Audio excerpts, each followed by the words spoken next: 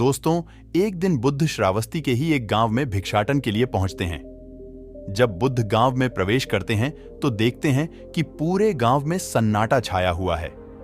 दूर दूर तक कोई व्यक्ति नजर नहीं आ रहा था। बुद्ध उस गांव के पहले द्वार पर जाते हैं और कहते हैं, भिक्षाम देहि, परंतु भीतर से बाहर कोई नहीं आता। बुद्ध दूसरे द्वार पर जाते हैं परंतु कोई दरवाजा नहीं खोलता। बुद्ध तीसरे द्वार पर जाते हैं परंतु उस द्वार से भी कोई व्यक्ति बाहर नहीं आता। फिर अचानक से एक दरवाजा खुलता है जिसमें से एक व्यक्ति बाहर निकलता है।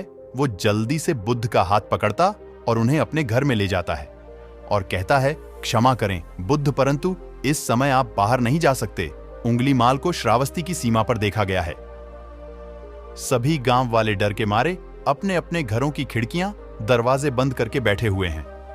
बुद्ध उस व्यक्ति से पूछते हैं, कौन है ये उंगलीमाल और उससे इतना भय क्यों है? वह व्यक्ति कहता है, उंगलीमाल एक राक्षस है। उसे जो भी मनुष्य मिलता है, बच्चा, वृद्ध, स्त्री या पुरुष, यहां तक कि सन्यासी भी, वो किसी को भी नहीं छोड़ता। महाराज प्रसन्नजीत के सैनिक भी उससे डरते हैं। बुद्ध उस व्यक्ति से पूछते हैं, क्या वो ये सब धन लालच में करता है? वो व्यक्ति कहता है, नहीं, धन का उसे कोई लालच नहीं है। वो जब भी किसी मनुष्य पर वार करता है तो उसकी उंगली काटकर अपने गले की माला बनाता है। इसलिए उसका नाम उंगली माल पड़ गया है। और यह भी सुना है कि जब उसके गले की माला में 100 उंगलियां पूरी हो जाएंगी तो उसकी विनाशक शक्तियां और भी ज्यादा बढ़ जाएंगी। बुद्ध कहते हैं, आभार आपका, जो आपने मुझे उसके बारे में बताया। फिर वो व्यक्ति बुद्ध से कहता है कि कृपा कर आप बाहर न जाइए, क्योंकि वो आप पर भी वार कर सकता है। बुद्ध कहते हैं, भय से अपनी राह छोड़ दो, ऐसा मैंने कभी नहीं किया। मुझे भिक्षा मांगता देख जन जन के हृदय में उंगली माल का भय कम होगा। फिर वो व्यक्ति कहता है, नहीं बुद्ध, आप मत जाइए, वो बहुत ही ज्यादा खतरनाक है। बुद्ध कहते हैं, वो खतरनाक नहीं बल्कि है, दुखी है और मुझे उसके पास जाना होगा क्योंकि उसे मेरी आवश्यकता है। इतना कहकर बुद्ध उस व्यक्ति के पास से चले जाते हैं। कुछ दूर चलने के बाद बुद्ध वन में प्रवेश करते हैं। वन में चारों ओर एक सन्नाटा छाया होता है। दूर दूर तक ना तो कोई मनुष्य और ना ही कोई पशु पक्षी दिख रहा होता है, परंतु बुद्ध अपने मार्ग में आगे बढ़ते रहते हैं। अचानक बुद्ध के सामने उंगली माल आकर खड़ा हो जाता है। उसका रूप इतना डरावना होता है कि कोई भी व्यक्ति उसे देखकर ही भयभीत हो जाए। उसके गले में उंगलियों की माला होती है, चेहरा और हाथ रक्त से सने होते हैं और शरीर बलशाली होता है। उसका रूप इतना भयानक होता है कि किसी भी साधारण व्यक्ति के प्राण तो उसे देखते ही निकल जाए, परंतु बुद्ध पर उंगली माल के इस डरावने रूप का कोई भी असर नहीं होता। बुद्ध कुछ क्षण तक एक शांत मुस्कुराहट के साथ उंगली माल की तरफ देखते हैं और फिर उसकी बगल से निकलकर अपने मार्ग में आगे बढ़ जाते हैं। बुद्ध को ऐसा करते देख उंगली माल को यह समझ नहीं आता कि उसके साथ ये हो क्या रहा है। वह मन ही मन सोचता है कि मुझे देखकर लोग या तो भाग जाते हैं या मुझे देखकर ही मर जाते हैं या फिर मुझसे अपने प्राणों की भीख मांगने लगते हैं। मैंने कई सन्यासियों को भी मारा है, परंतु मैंने आज तक कोई ऐसा व्यक्ति नहीं देखा जो मुझे नजरअंदाज करके अपने मार्ग में आगे बढ़ जाए। या तो इसने मुझ पर ध्यान नहीं दिया होगा या फिर हो सकता है कि यह देख ही ना सकता हो, परंतु मुझे इससे क्या, मुझे तो अपनी उंगलियों की माला पूरी करनी है। उंगली माल बुद्ध को आवाज लगाता है, ए साधु रुक। फिर भी बुद्ध उंगली माल को नजरअंदाज करते हैं और अपने मार्ग में आगे बढ़ते रहते हैं। उंगली माल और ज्यादा क्रोध में भरकर बुद्ध को आवाज लगाता है, ए साधु रुक। फिर भी बुद्ध उंगली माल को फिर से नजरअंदाज करते हैं और अपने मार्ग में आगे बढ़ते हैं। उंगली माल तीसरी बार बहुत ही ज्यादा क्रोध में भरकर आवाज लगाता है, ए साधु रुक। फिर बुद्ध रुकते हैं। उंगली माल बुद्ध के पास जाता है और कहता है, मेरे आदेश देने के बाद भी तू रुका क्यों नहीं? बुद्ध कहते हैं, मैं तो बहुत पहले ही रुक चुका हूं, तुम ही चलते जा रहे हो। उंगली माल ये समझ ही नहीं पाता कि बुद्ध क्या कह रहे हैं, परंतु वो इतना जरूर समझ जाता है कि सामने खड़ा व्यक्ति उससे थोड़ा भी नहीं डर रहा है। उंगली माल बुद्ध को डराने के लिए चिल्लाकर पूछता है, ए साधु, तुझे मुझसे भय नहीं लग रहा है क्या? मैं आदि मानव हूं। बुद्ध कहते हैं, नहीं, तुम मानव हो। बुद्ध की यह बात उंगली माल के हृदय पर लगती है। पहली बार उसे किसी ने मानव कहा था, परंतु वो इस बात को नजरअंदाज करने का प्रयास करता है और बुद्ध से पूछता है, ए साधु, तूने ये क्यों कहा कि तू कब का रुक चुका है, जबकि तू तो चल रहा था, और तूने ये क्यों कहा कि मैं नहीं रुका? बुद्ध कहते हैं, मैं बहुत पहले ही रुक चुका हूं, यानी मैंने ऐसे सारे बुरे कृत्य करना पहले ही छोड़ दिया है जिससे किसी भी व्यक्ति को कष्ट पहुंच सकते हैं। सब जीना चाहते हैं, बस तुम उन्हें करुणा से देखने का प्रयास करो। बुद्ध के ये शब्द दोबारा से उंगलीमाल के हृदय पर चोट करते हैं, परंतु वह दोबारा से बुद्ध की बातों को नजरअंदाज करने का प्रयास करता है और इस बार वह और क्रोध में भरकर बुद्ध की गर्दन पर अपनी कटारी रख देता है जिससे वो लोगों की हत्या किया करता था, और बुद्ध से चिल्लाकर कहता है, नहीं, मानव में ना तो प्रेम है और ना ही करुणा है, सिर्फ छल और कपट है, इसलिए मैं सबकी हत्या करूंगा और किसी को जीवित नहीं छोड़ूंगा। बुद्ध कहते हैं, तुम्हें लोगों ने बहुत दुख दिया है उंगलीमाल, क्रूरता मनुष्य अज्ञान के कारण ही करता है।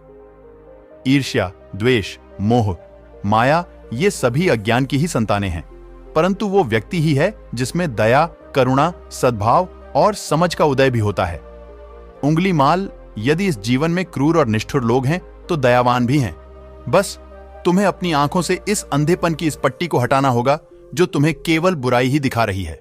तीसरी बार बुद्ध के शब्दों को सुन उंगलीमाल का खुद पर से संयम हट जाता है। उसे समझ नहीं आता कि पहली बार उसे अपना आपा इतना कमजोर क्यों महसूस हो रहा है। वह कोशिश तो करता है क्रोध करने की, परंतु कर नहीं पाता। वो बड़ी हिम्मत जुटाकर क्रोधित होने का नाटक करके बुद्ध से कहता है, तुम और व्यक्तियों जैसे नहीं हो। बुद्ध कहते हैं, मैं हर व्यक्ति जैसा ही हूं, बस जागृत हूं और यह सिद्ध कर रहा हूं कि हर व्यक्ति में जागने की क्षमता है। मेरा मार्ग क्रूरता को दया में परिवर्तित करता है। उंगलीमाल, तुम अनजाने में घृणा के पथ पर हो, बस इस क्षण रुक जाओ। तुम्हारे भीतर भी यह क्षमता है कि तुम दया और करुणा के पथ पर चल सको। इतना सुनते ही उंगलीमाल के हाथ से कटारी जमीन पर गिर जाती है और उसकी आंखों से आंसू बहने लगते हैं। भला कोई कब तक बुद्ध को अनदेखा करेगा? उंगलीमाल रोते हुए बुद्ध से पूछता है, क्या आप वही हैं जिन्हें लोग बुद्ध कहते हैं, जो लोगों को मुक्ति के मार्ग पर चलना सिखाते हैं? फिर बुद्ध कहते हैं कि हां, मैं वही हूं और तुम्हें भी मुक्ति के मार्ग पर ले जाना चाहता हूं। फिर उंगलीमाल कहता है, परंतु मैं अब बहुत दूर निकल गया हूं, मैं बहुत हत्याएं करी हैं और बहुत पाप करे हैं। मैं अब चाहकर भी वापस नहीं लौट सकता और मेरा वापस लौटना अब असंभव है। बुद्ध कहते हैं, असंभव कुछ भी नहीं, जब जागो तभी सवेरा। उंगलीमाल कहता है, मैं अब पुनः जीवन की ओर नहीं मोड़ सकता, बहुत देर हो चुकी है। बुद्ध कहते हैं, तुम में इतनी चेतना है कि तुम जानते हो कि जो तुमने अब तक किया वह बुरा था। इसका अर्थ यह है कि तुम जानते हो कि क्या अच्छा है और क्या बुरा है। उंगलीमाल, जिस दिन से तुमने अच्छा कार्य करना शुरू कर दिया, उस दिन से तुम्हारा एक नया जीवन शुरू हो जाएगा। फिर उंगलीमाल कहता है, मैं कितने भी अच्छे कार्य क्यों न कर लूं, परंतु लोग मुझे उसी दृष्टि से देखेंगे और मुझे चैन से जीने नहीं देंगे। बुद्ध कहते हैं, उंगलीमाल, यदि तुमने हिंसा का मार्ग छोड़ा तो मैं तुम्हें मार्ग दिखाऊंगा और तुम्हारा संरक्षण करूंगा और तुम्हें लोगों की घृणा से बचाऊंगा। बस पहला कदम तुम्हें ही उठाना होगा। उंगलीमाल पूछता है, क्या यह हो सकता है? बुद्ध कहते हैं, अवश्य हो सकता है। तुम में असामान्य बुद्धि है उंगलीमाल, तुम परम सत्य के पथ पर बहुत आगे जाओगे। उंगलीमाल रोते हुए बुद्ध के चरणों में गिर पड़ता है और कहता है, मैं आपको वचन देता हूं कि मैं सारे बुरे कृत्य करना छोड़ दूंगा और आपके पीछे करुणा के पथ पर चलना सीखूंगा। कृपा कर आप मुझे अपना शिष्य बना लीजिए। बुद्ध कहते हैं, मैं किसी को अपना शिष्य नहीं बनाता, बल्कि व्यक्ति स्वयं मेरे संघ से जुड़ता है। उंगलीमाल उसी समय बुद्ध का भिक्षु बन जाता है। यहां पर एक बात समझनी जरूरी है कि बुद्ध किसी को भी अपना शिष्य या भिक्षु नहीं मानते थे। जो भी व्यक्ति उनके साथ जुड़ता था वो उसे केवल मार्ग दिखाते थे और वो उस मार्ग पर चलता था। भिक्षु और शिष्य शब्द केवल संघ से जुड़ने वाले लोगों की पहचान होती थी। कहानी में आगे बढ़ते हैं। बुद्ध का भिक्षु बनने के बाद उसका नाम अहिंसक पड़ जाता है। फिर बुद्ध ने जैसा उसका नाम रखा था और वो ठीक वैसा ही वह बन चुका था। दोस्तों, आइए जानते हैं कि कैसे उंगलीमाल राक्षस एक अहिंसक बना। इसे जानने के लिए इस आर्टिकल के अंत तक बने रहिए। जब अहिंसक प्रथम बार अन्य भिक्षुओं के साथ एक गांव में भिक्षाटन के लिए जाता है तो गांव के कुछ लोग उससे बदला लेने के लिए उसे लाठी डंडों से पीटने लगते हैं। जब ये बात बुद्ध को पता चलती है तो वे तुरंत उसे बचाने के लिए उसके पास पहुंचते हैं और अपने शरीर को उन लाठी डंडों के बीच में ले आते हैं जो अहिंसक को पड़ रहे थे। बुद्ध को देखकर वे गांव वाले डंडे और पत्थर मारना बंद कर देते हैं। सभी लोग बुद्ध से कहते हैं, बुद्ध क्यों आप इस हत्यारे उंगलीमाल की रक्षा कर रहे हैं? न जाने कितने लोगों की जानें ली हुई हैं इसने। बुद्ध कहते हैं, अब यह उंगलीमाल नहीं है, बल्कि इसका नाम अब अहिंसक है। अब यह आपकी ही तरह एक मानव है। वे गांव वाले कहते हैं, ऐसा आदमी कभी नहीं बदल सकता। बुद्ध कहते हैं, यह बदल चुका है। बस आप सब लोग इसे अपनी पुरानी दृष्टि से देख रहे हैं। यदि यह उंगलीमाल होता तो क्या आप में से किसी में भी इतना साहस या बल होता कि कोई इसे एक उंगली भी लगा सके? ये आपका हर वार खाता रहा, और क्या इसने आप पर कभी पलटकर वार किया? नहीं ना? क्या यह परिवर्तन आपको नहीं दिखा? आज इसने अपना लहू बहा से अपने सारे बुरे कृत्य धो डाले हैं। आप लोगों के द्वारा इतनी मार खाने के बाद भी इसकी आंखों में आपके लिए क्रोध नहीं है? क्या यह बदलाव आपको नहीं दिख रहा है? यह तो बदल गया, परंतु आप कब बदलोगे? इतने में ही उन गांव वालों में से एक स्त्री कहती है, यह परिवर्तन मैंने स्वयं देखा है। वो स्त्री गांव वालों से कहती है, आप में से कौन ऐसा है जो दूसरों के दुख में दुखी हो, दूसरों की पीड़ा सहन ना हो तो उसे हर प्रकार की सहायता प्रदान करे? और ऐसा इस भिक्षु ने किया है। 2 दिन पहले एक व्यापारी अपनी पत्नी को लेकर जा रहा था और उसकी पत्नी प्रसव पीड़ा से व्याकुल थी। तब मैं पास से ही गुजर रही थी, इसलिए मैं भी दौड़ी दौड़ी गई। उस स्त्री की पीड़ा बढ़ती ही जा रही थी। घना जंगल होने के कारण उसे कहीं ले जाया भी नहीं जा सकता था। तभी यह भिक्षु वहां आ पहुंचा और इसने मुझसे पूछा कि क्या हुआ बहन? मैंने इसे बताया कि यह स्त्री प्रसव पीड़ा में है और इस घने वन में हम कुछ कर भी नहीं पा रहे हैं। कब तक यह कष्ट भोगेगी? कहीं इसके और इसके बच्चे के प्राण ना चले जाएं। फिर इस भिक्षु ने मुझसे कहा कि ऐसा नहीं होगा, मैं अब भी अपने गुरु के पास जाऊंगा, वे अवश्य ही कोई मार्ग दिखाएंगे। इतना कहकर यह भिक्षु दौड़कर वहां से चला गया। बुद्ध कहते हैं कि फिर व्यथित हो अहिंसक मेरे समक्ष आया और मेरे पैरों में गिरकर मुझसे कहने लगा, बुद्ध एक स्त्री गहन प्रसव पीड़ा में है और उसकी पीड़ा बढ़ती ही जा रही है, कहीं मां और बच्चे को कुछ हो न जाए। ये सब सुनकर बुद्ध ने कहा, नेकी दौड़ कर जाओ और उससे कहो, बहन, जिस दिन से मेरा जन्म हुआ है मैंने जानबूझकर किसी भी प्राणी को कष्ट नहीं पहुंचाया है। मेरे सत्कर्म तुम्हारा सुरक्षा कवच बने और आपकी और आपके शिशु की रक्षा करे। अहिंसक ने मुझसे कहा, परंतु यह तो असत्य होगा बुद्ध। सत्य तो यह है कि मैंने आज तक बहुत से प्राणियों को कष्ट पहुंचाया है। यदि मैंने ऐसा कहा तो वे माता और शिशु उसी क्षण प्राण त्याग देंगे।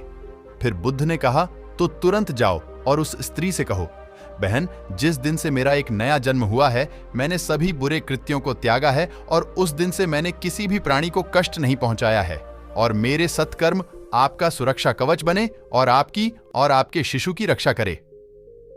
फिर अहिंसक ने बुद्ध से पूछा कि क्या मेरे सत्कर्म उन्हें बचा लेंगे? बुद्ध ने कहा कि अवश्य, यह तुम्हारी अपनी कमाई है, या तो तुम इसे अपने लिए बचाकर रखो या फिर किसी पराये पर खर्च कर दो। अपने कमाए सत्कर्म को किसी पराये पर न्योछावर करने से पहले अहिंसक ने एक क्षण नहीं सोचा और वो उसी समय उस स्त्री और उसके शिशु की जान बचाने के लिए वहां चला आया। वह स्त्री कहती है कि हां, यह भिक्षु दौड़कर वहां आया और अभी भी स्त्री गहन पीड़ा से जूझ रही थी। इसने अपने दोनों हाथ जोड़े और आंखें बंद करके कहने लगा, बहन, जिस क्षण से मैं भिक्षु बना हूं उस क्षण के बाद मैंने कोई भी ऐसा कृत्य नहीं किया जिससे कि किसी भी प्राणी को कष्ट पहुंचे। मेरे सत्कर्म आपके लिए सुरक्षा कवच बने, आपकी और आपके शिशु की रक्षा करें। और इतना कहते ही उस स्त्री ने अपने बच्चे को जन्म दे दिया। फिर बुद्ध कहते हैं कि दूसरों के दुख से दुखी होने वाला यह व्यक्ति अहिंसक कैसे किसी को दुख दे सकता है? यदि ये भिक्षु मन का सच्चा ना होता तो वह स्त्री कब के अपने प्राण त्याग चुकी होती। फिर अहिंसक ने बुद्ध से कहा है कि इन्हें मत रोकिए बुद्ध, इन्हें मारने दीजिए और तब तक मारने दीजिए जब तक कि इनके मन का क्रोध शांत ना हो जाए। फिर बुद्ध अहिंसक से कहते हैं, कर्म और गुणों के भंडार हो तुम, आज तुमने अपने नाम अहिंसक को सिद्ध कर दिया है।